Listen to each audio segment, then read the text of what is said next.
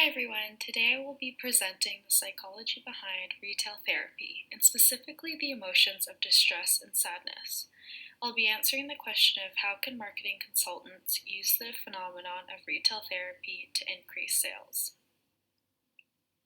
First, I wanted to touch on the appraisal tendency framework, which outlines how specific emotions give rise to specific cognitive and motivational processes, which accounts for the effects of each emotion upon judgment and decision making.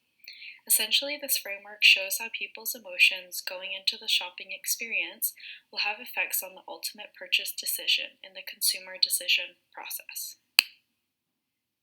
The reason people shop when feeling distress and sadness is playing to our three fundamental psychological needs. The first being autonomy, which is feeling in control of our actions.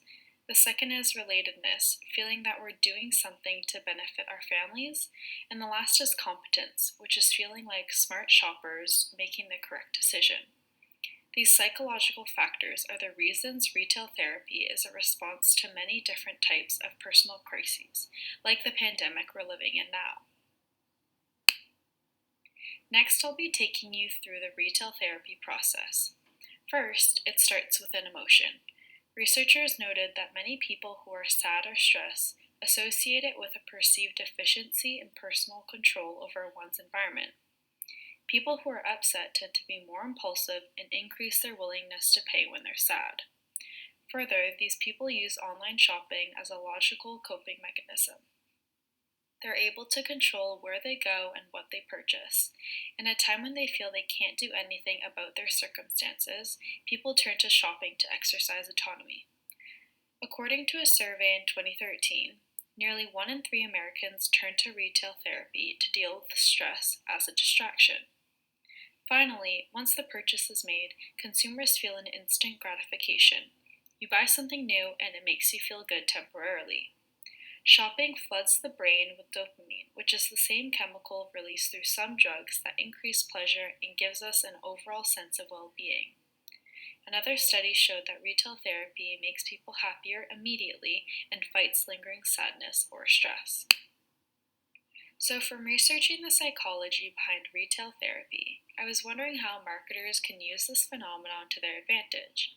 Below I've listed 3 recommendations. First, marketers can increase marketing ad spend in times of high stress.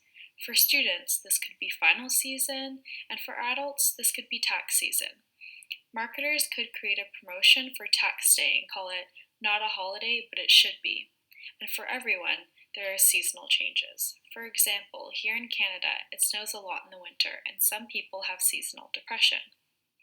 Next, marketers can use imagery on their website or in ads. fMRI tests have shown that when subjects evaluate products or brands, their limbic system lights up.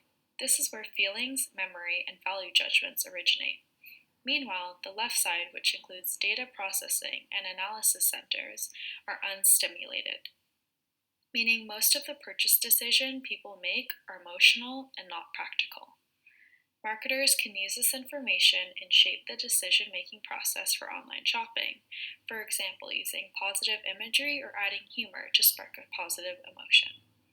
And finally, I recommend creating a stress-free online shopping experience. How an experience makes customers feel has a bigger influence on their loyalty to a brand than effectiveness or ease in nearly every industry. Marketers can use touch points and click paths to read behaviors, preferences, and expectations. We can also use the stress points to ease the shopping process and better cater to the customers. And that wraps up my presentation.